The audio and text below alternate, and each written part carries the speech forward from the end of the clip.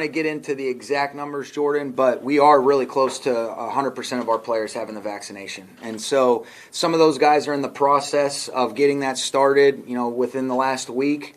Les, Reggie Scott, Cassandra Garcia, they've done such a good job of really helping, give guys the opportunity to understand where we're coming from. But I think you do want to be understanding and respectful of everybody has an individual approach that resonates with me, and where you want to be empathetic to why they may feel good or why they might have concerns. But our guys have done a great job of, kind of trying to, educate us on their perspective, and we've gotten close to 100% of our guys that are committed to doing that, which is good. So you would expect by the time the season starts, you, at this point in time, could project that you guys would be at 100%? I would say that it'll be around there. Okay. If certain guys feel adamant that they don't want to, totally respect and understand that. But I think for me as a coach, you want to be understanding of it, but what it does do is it eliminates some of the, the things that you naturally have to just navigate through with the obstacles that are in place, whether you are or aren't, some of the protocols that we have to follow. So I feel like we're in a really good place, and it's not going to be any reason for it to be a distraction for our team. Are you okay with the protocols that the league has set up, and the possibility of forfeits, that kind of thing? Yeah, I'm okay with it because really, spending any sort of energy on it isn't going to change anything. And so I think it's important to understand and be educated on what those things are, and try to do everything in our power, Kevin, to not let it be a factor in bad things for the Rams. Sean, I know there are a lot of running backs that you like here. What are the possibilities of bringing Todd Gurley back into the fold? I don't think that's something that we're exploring right now, just the veteran route. Todd's obviously been a huge part of a lot of good things for the Rams, and I know for me personally, I'm very grateful for all the good things that Todd did and what that meant for our team's success and the leader that he was, Sam. But I think what I'm interested is different than a couple years ago when you bring CJ in. This, unfortunately for Cam, we're going to miss him a lot, and he's meant a whole lot to this football team over the last year, and I think he will for years to come. But Darrell Henderson's played really good football. We've got an opportunity, leading up into that September 12th date against the Bears to really say, okay, what can Calais do? What can Jake Funk do? What can Xavier Jones do? How do these guys really illustrate, their skill sets on the practice field? And then to say that you would never do it, you don't want to pigeonhole yourself into that, but we are going to use camp as an opportunity to let Thomas Brown pour into these guys and see how they compete and how they handle probably a little bit heavier workload than they anticipated. Coach, what is this like for, obviously it's camp again. You guys you're back together. You got that same energy level. Obviously, you've been doing this now for a few years here. I'm a grizzled vet now. I know. What is it like now for you? Like, still got that excitement, ready to go? Let's get these guys all together. Yeah, I tell you what, it's good just to be back in person, and I can't remember the last time we did an in-person, even just media session. So everything about just leading into this is always an exciting time of year for us as coaches and players. There's a lot of change and transition, and a lot of that's been for good reasons for us. And so I think we're just excited to get that process started. We're not going to win the Bears game right now, but we're going to just build blocks and get ourselves ready to go to try to be the best team that we can, and also really enjoy that process and kind of just being where your feet are planted. I think that's a big focal point for our team, for myself, for our coaches, and I think that'll help us be able to enjoy that. And I think if you do have those processes in line and you're able to adjust and adapt, then the results in a lot of instances take care of themselves. Not to be too cliche for you. With Darrell, what kind of growth or improvement have you seen during the time you've had him in the building, and just what's your level of confidence if he's the day one week back? A lot of confidence. I mean, if you look at through the first half of the year last year, this has never been an ability question for Darrell Henderson. This is, all right, how do we find a strategic and a structured way to keep him available for all these games? And what does that workload look like? Because he is the most established guy in that room. And when you can see when he gets the ball in his hand and he puts his foot in the ground, there's a burst, and he's sturdy too. I think about some of the tight red zone runs that he had against the Bills. You look at the way he's able to accelerate through the hole against Philly. He can make plays in the pass game as well. So I think he is a complete back, very similar to how you've heard me talk about Cam. What our biggest challenge is not figuring out if he's capable of doing it. It's finding that sweet spot of, all right, how do we maximize Darrell Henderson while also getting some of these other guys involved and figuring out, all right, what is that touch point to keep him healthy throughout the regular season and a big part of our offense, which he's going to be. But it's never been an ability. It's just, all right, is he available? Because the guy's a baller, and I'm excited to see what he'll do with this. What other position groups are going to require the biggest decisions? I think a lot of the position groups, Kevin, but I think where you're looking at, all right, where are we in situations where maybe some of these guys are a little bit greener or haven't had the opportunity to play in meaningful games yet? I think you're looking at, I think Justin Hollins has really inserted himself as a really good player opposite Leonard Floyd that has a versatile skill set, but our outside linebacker group outside of Floyd, and then Hollins has done a lot of good things last year, but he's still an ascending player in terms of accumulating that experience. So that outside linebacker position is going to be something that we really look closely at. You're looking at a couple of the, some of the deeper spots. I was really pleased with what David Long did at the corner. And then anytime you lose a player like John Johnson, you know that Taylor Rapp's done a lot of really good things, really excited about what Jordan Fuller did last year. And then I thought Terrell Burgess was just playing his best football when he ended up getting that ankle injury. But those are guys that you have a lot of confidence in what they can do, but then actually getting that tangible experience where now you're playing in these meaningful games that count. That's going to be the thing that I'm excited to see from those guys. With Simba out of the picture, how does punt and kick returning look? I think that's up in the air, and that's something that we've talked about, for the last handful of months with Joe D and with Coach Stukes and figuring those guys out. We have a lot of candidates that are capable of doing it. Exactly, who's doing it week one against the Bears is to be determined, and that's the beauty of having a little bit of time to get it figured out. Sean, can you put in perspective how impressive it's been what Matthew Stafford was able to do for all those years without a running game in Detroit? I mean, how significant is that? I think I didn't go back to really study. Okay, what were the situations in the games and how much pressure did that put on him? But what I was impressed with, and I think anybody that's really done their work on Stafford is just, you always see from afar, this guy's a really good player. He'll kind of make those highlight play throws. But then when you really study the intricacies of what the quarterback position entails, you're really seeing a guy play the position in the hardest spots at an elite level, the known passing situations, navigating a rush, having a feel for how to manipulate and move coverage. Those are the things that stand out. And then when you get a chance to spend some time with him, I was talking to Jordan about this earlier. I think one of the things that's underrated is, he's so talented and he has such a great ability to make all types of throws that sometimes that is accompanied with a gunslinger mentality, and it almost minimizes how smart and sharp he is. His recall and his ability to have a bunch of different experiences and that accumulation of experience where he knows how to apply it the right way is one of the things that I've been as impressed with as anything, and really excited to get going with this guy. So what might look like a low percentage pass is actually a higher percentage. Totally. Even just something as simple as understanding how to manipulate a rush to deliver a screen on a no look that, you're not really, it might be a 6-5 yard gain, but the level of detail and the way that, he's able to echo and articulate what he's doing and what the intent behind it is it's pretty impressive. And, I know that, he's just got a good way. I don't know if he's got a chance to spend any time with him, but he's one of those guys that he's very present when you're with them, and he's just got a really good feel for people, and it's just authentic and genuine to who he is. Sean, I want to go back to what you were talking about Thomas Brown earlier. When you have a decision to make, exercising patience because something as brutal as what happened to Cam happened. Sure.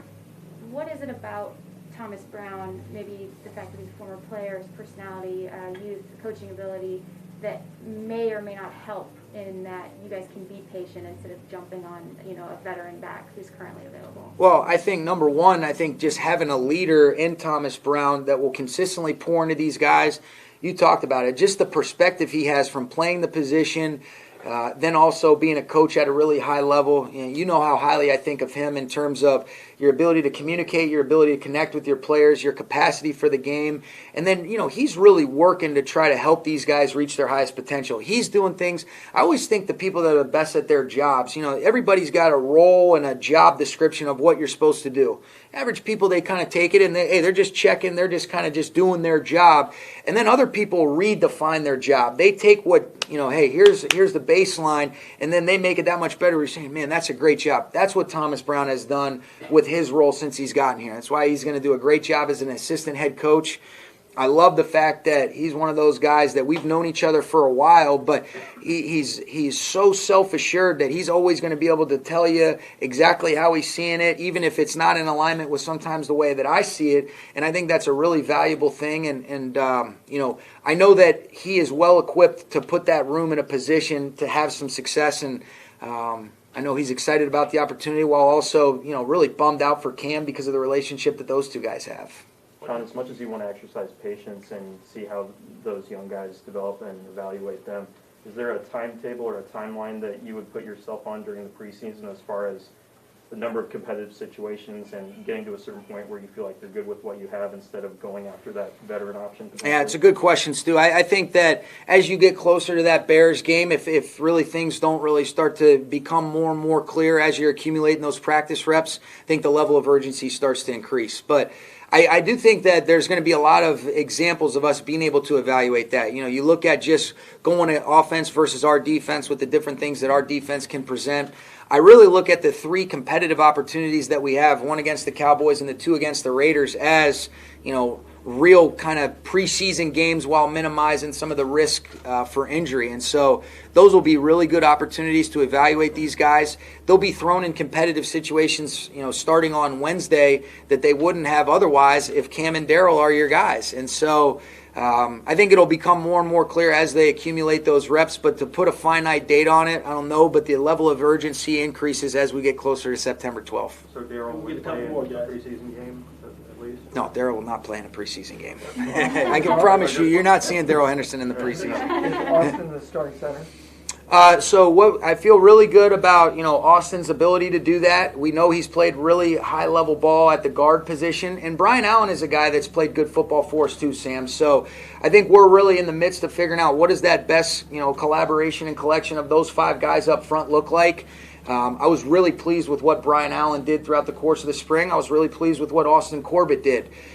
So we're going to figure that out, and I think Coleman Shelton is another guy at the center spot that, man, we've always really liked what he's done. He's got a great poise about himself, but, getting more opportunities to physically illustrate what he can do on the field is something that I'm excited about. But, when we line up the first team period, Austin will take that first rep, but he could start at right guard. He could start at center. Brian Allen is definitely going to get an opportunity to compete, and I think he's earned that, and so we'll see what it looks like. Right. Anybody on PUP?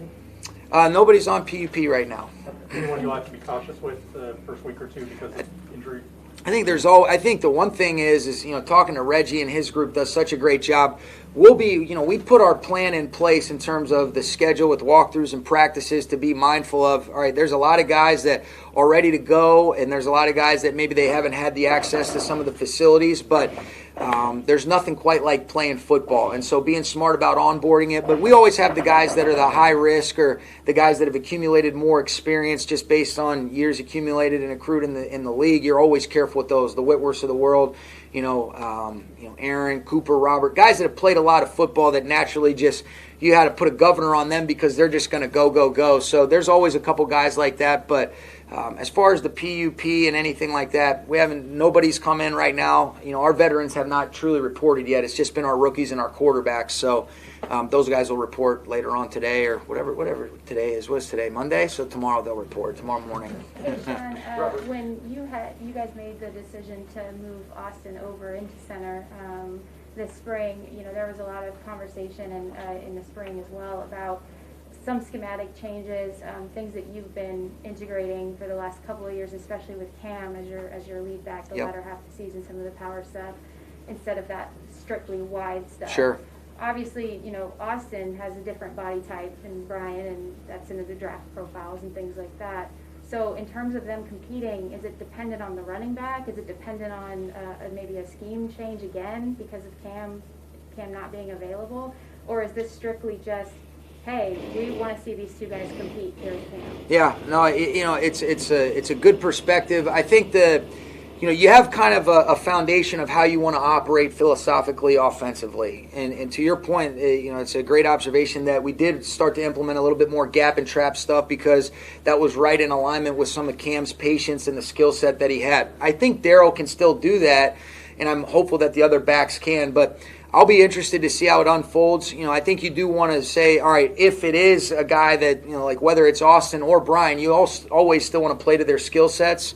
But I think these guys are both pretty versatile centers. The thing that's interesting about Austin Corbett, which is why you say, all right, can he project? He had a lot of preseason snaps a couple years ago at the center position for the Browns.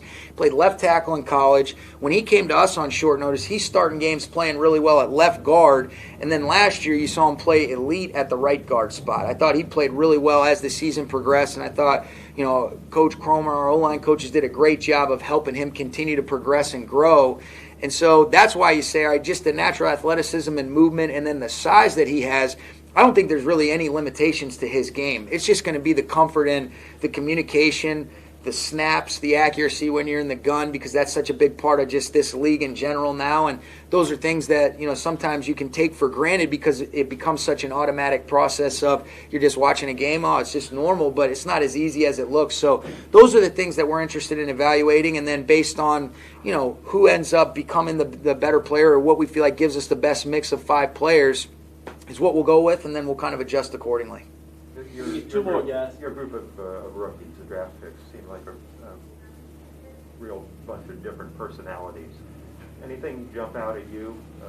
What jumps out at you? A bunch of different personalities? What do you mean by that? Well, I'm actually quoting Robert Rochelle, because I asked him yesterday, what does this rookie class bring to the team? And he said personality. Yeah, I think that's a fair statement, and I think the consistent thing that you'd like to say in terms of the types of players that we want to onboard, these are good quality guys. They're good guys that they love football, and I think that's one of the things that's consistent. I also think the beauty is in kind of some of the different personalities, and that's what makes the group fun, and they kind of balance each other out. But the consistent things that you're seeing is there were certain things that kind of embody the types of guys. And I think you guys can appreciate the types of players that we have. These are good quality guys that we're going to work with, and they all really like football. Because I think you get exposed, especially here, because you try to make the main thing the main thing. It's all about football, and if you don't love it and you're not passionate about it, you'll